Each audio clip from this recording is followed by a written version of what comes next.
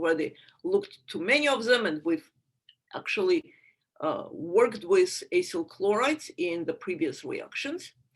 The spectroscopic remarks for this compound are very well recognized on IR, and we can see the recognition of spectroscopic remarks on mass spectra.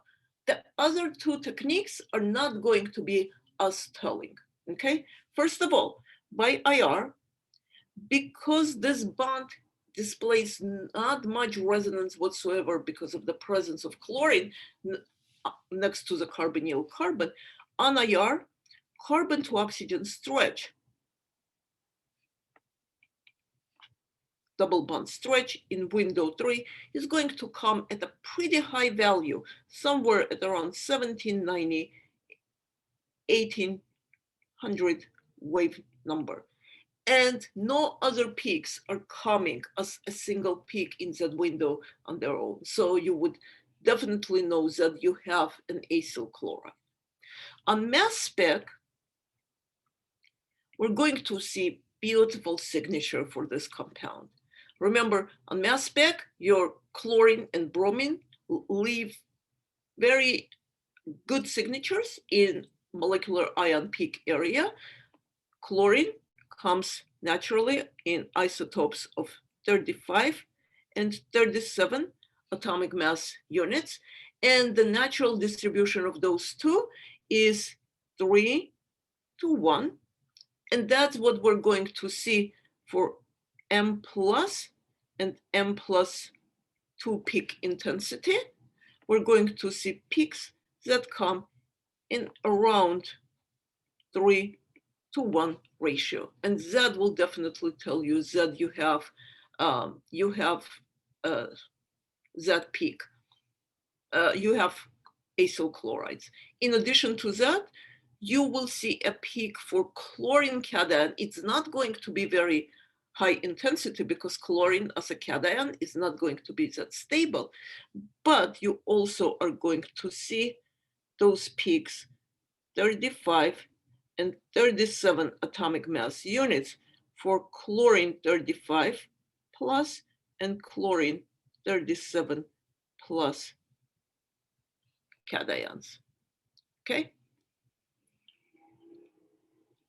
Proton NMR, C13 NMR are not going to be so informative. That is covered. And we're going to move now on naming of this compound by IUPAC nomenclature.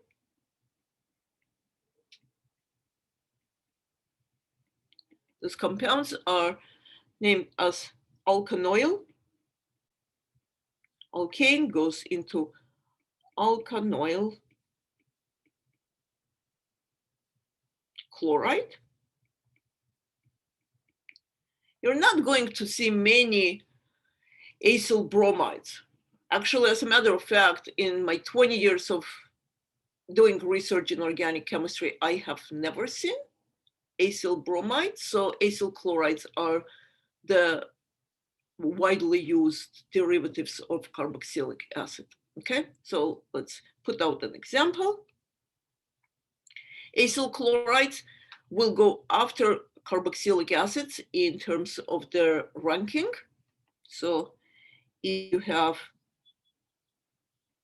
acyl chloride, just like carboxylic acid, just like aldehyde, it's always going to be on position number 1 as the major group.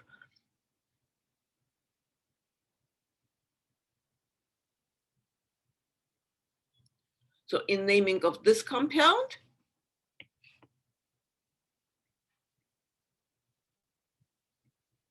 five carbons, pentanoyl chloride with 2 substituents on, hydroxy and oxo, only one having chiral identification. So we will have 4R hydroxy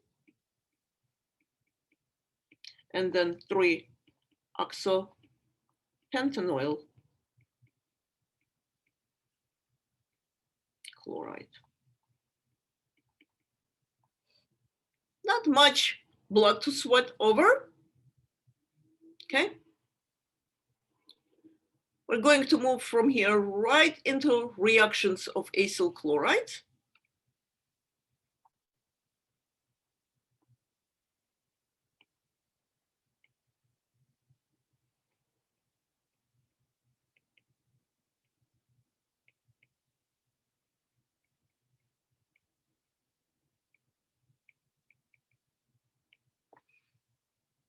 Okay, let's go over those reactions, all of them being review reactions. First reaction, your acyl chloride will fall apart. It's pretty reactive, so in the presence of any moisture, it will fall apart into carboxylic acid. You don't really need to apply much heat. You don't really need to bring any catalyst in there. So let's first hydrolysis.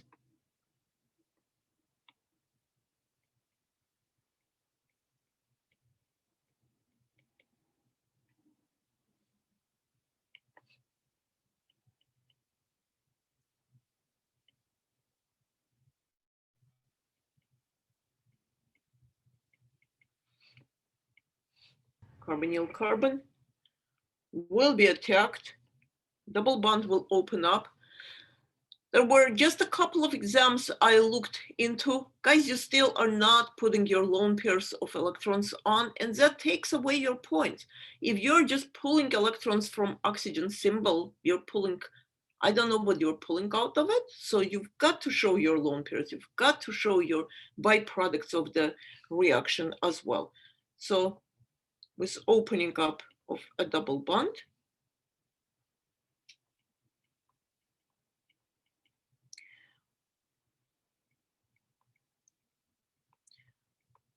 oxygen gets a positive charge. We can now close that double bond back in, and chlorine will leave.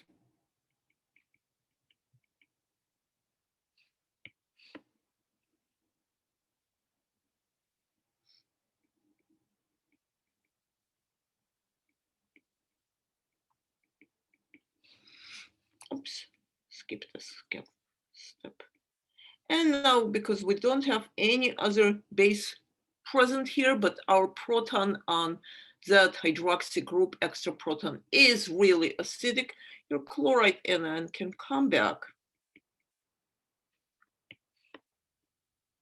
pick up that extra proton, and we will form the product. The other thing that I want to mention, let's stick with the notations that we're familiar with. On some of the exams, I saw you guys putting arrows up and down. I have no idea what it means. I never taught you that. So for me, this is unacceptable. This notation is meaningless. If you put something like that on your reaction arrow, I don't understand what it represents. So please stick with the notations that we've learned through the course of organic chemistry. On top, we're placing the reagent. On the bottom, we're putting the byproducts of the reaction. Okay, so this is the hydrolysis to afford carboxylic acid.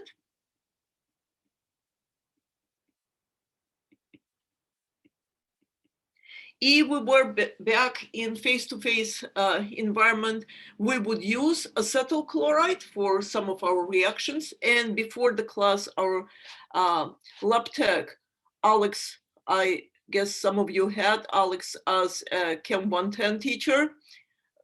Alex was a great lab tech for us. So now he's teaching full-time in a different college. And Alex would bring to me two spectras to show of acyl chloride by itself and the bottle that we will be using for experiment. And some bottles previously, before Alex, were just placed on the card, experiment card, and the reaction would not work at all because instead of acyl chloride, we would have already decomposed into carboxylic acid mixture of acyl chloride and the carboxylic acid. Huge bird wing would be present on the spectrum. Okay, so that's the first reaction. Now let's take a look through some of other reactions that we've previously have learned. Oops, why is our okay. So next reaction is the formation of primary alcohols.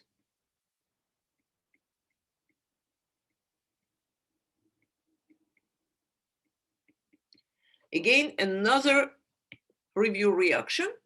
We've learned that acyl chlorides, just like the rest of the carboxylic acid derivatives, could react with strong reducing agent.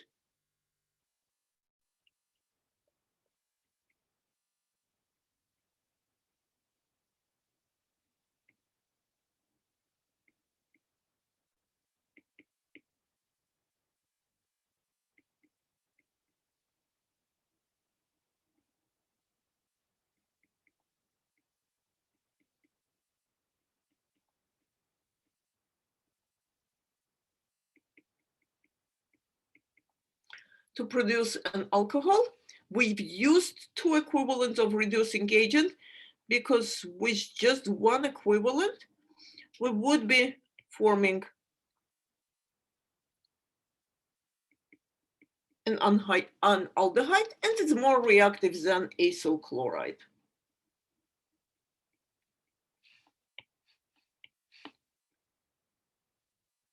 After chloride leaving,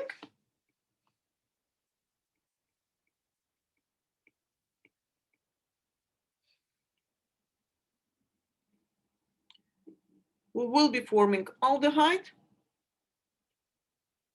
and that will react with the second equivalent of lithium aluminum hydride.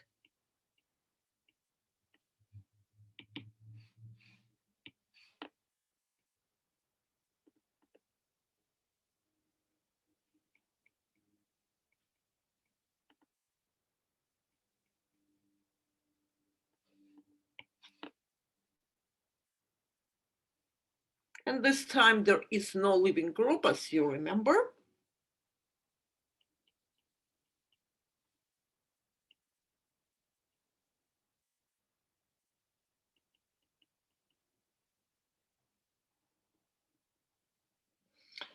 And second step, protonation will follow.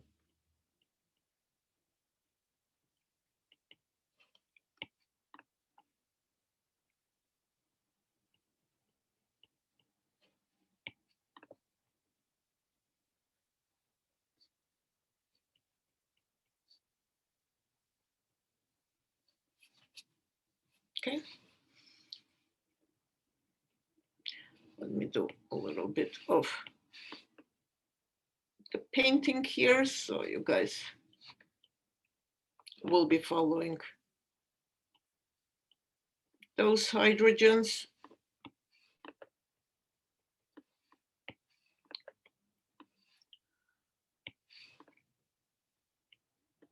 As you remember from reduction reaction, one of the hydrogens will be just acidifying your oxygen, acidifying your product at the end, but two hydrogens were acting as nucleophiles. We could, however, stop the reaction at formation of, we can move on a little bit further, so let's just continue. So if we wanted to start the reaction at formation of an aldehyde and not proceed to formation of alcohol, we've learned that reaction as well. We would use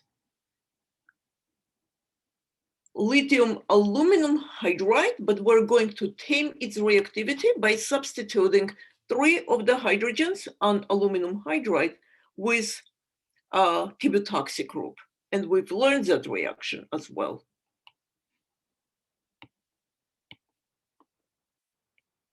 Synthesis of aldehydes.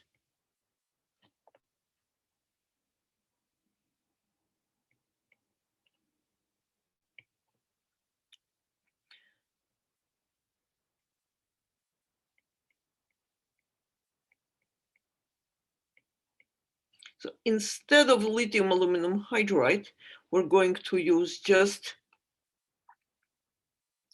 lithium aluminum hydride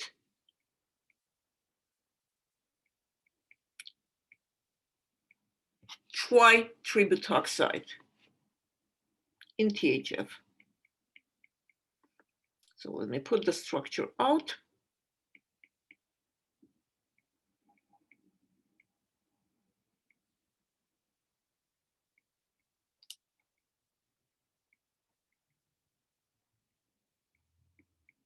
It's still an ionic compound, but 3 of the hydrogens are substituted with tributoxy group, so we have only 1 capable hydrogen. I've had students asking me, but Mrs. So why can't we use a mild reducing agent such as sodium borohydride?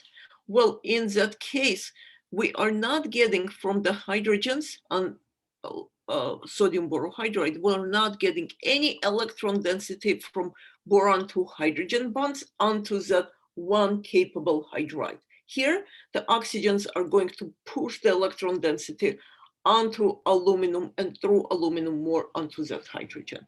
So that 1 hydride here is going to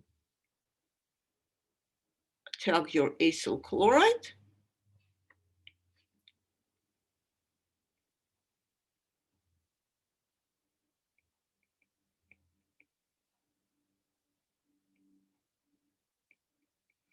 We will produce as byproduct aluminum tributoxide.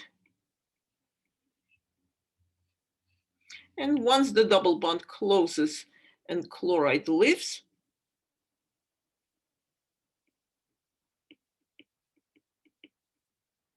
we will form the aldehyde.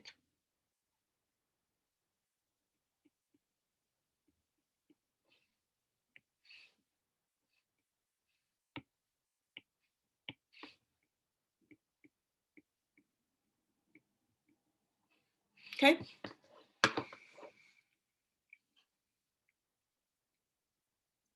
Two more reactions.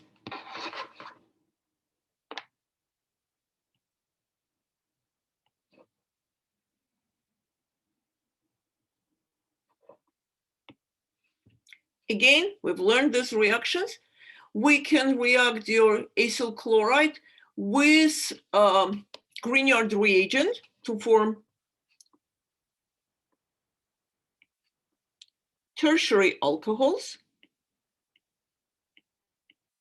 In this case, we will use either Grignard reagent or organometallic lithium.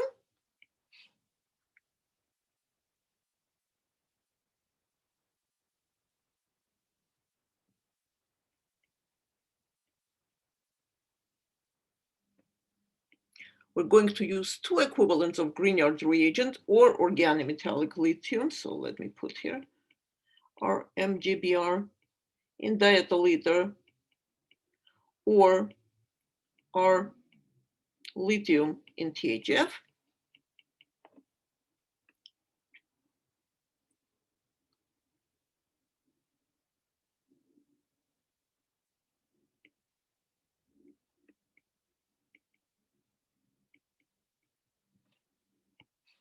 Your Grignard reagent will attack carbonyl.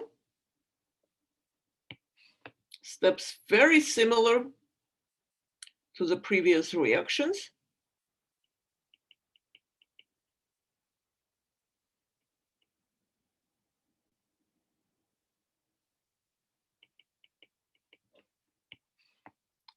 Chloride anion will leave.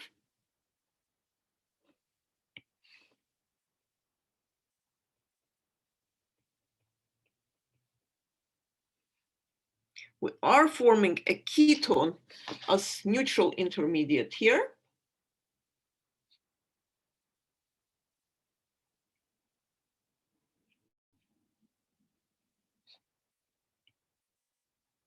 The reaction is not going to stop here because ketone is more reactive than acyl chloride. This is why we're adding 2 equivalents of your Grignard reagent.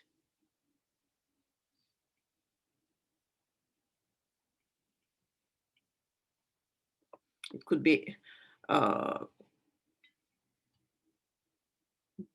could be chloride as an alkyl chloride as the original alkyl halide or alkyl bromide. Really does not matter much. Let's attack the carbonyl one more time.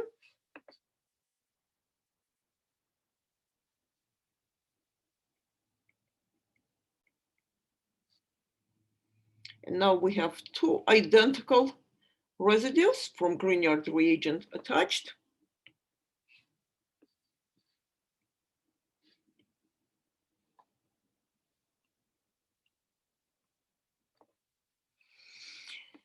And we're ready for the next step. Step 2, protonation with dilute acid will result in formation of final product.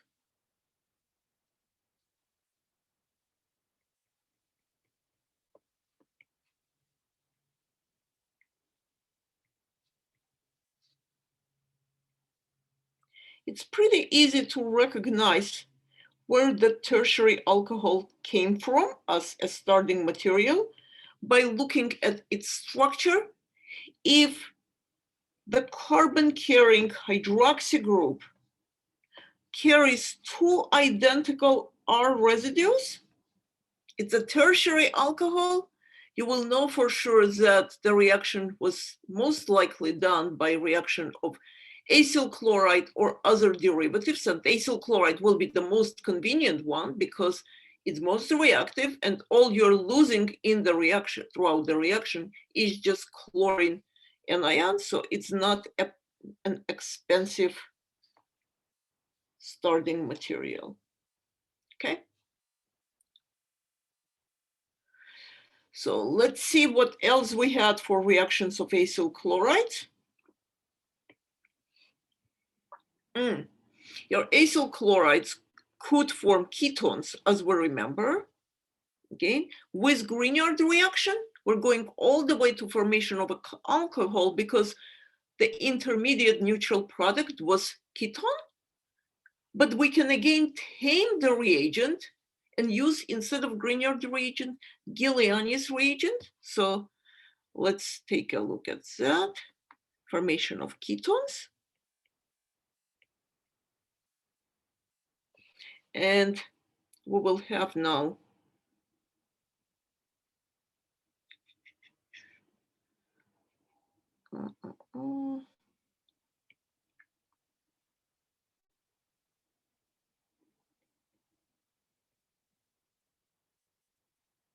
as a reagent here.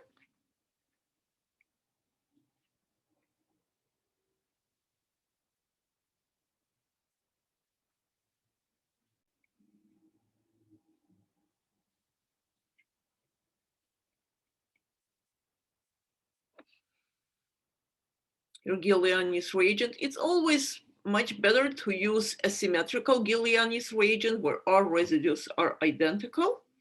Okay, and again, your R residue will act as a nucleophile. Your solvent is THF.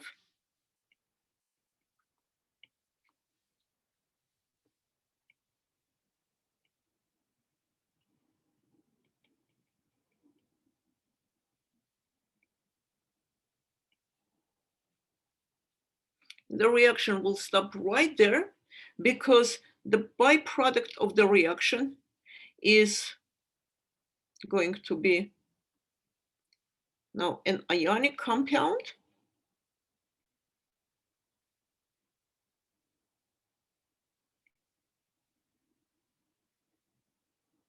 And you will have lithium hanging around. Once chlorine is kicked out, it's going to join your byproduct and form a very stable salt that will just precipitate out of reaction mixture.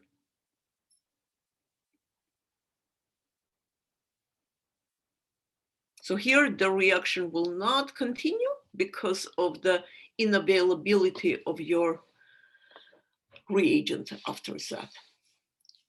Okay, and these are all reaction of acyl chlorides. We're done with that. And we're going to flip the page and now move on to the second class of reactive carbonyl derivatives, carboxylic acid derivatives. So let's do that. Anhydrides.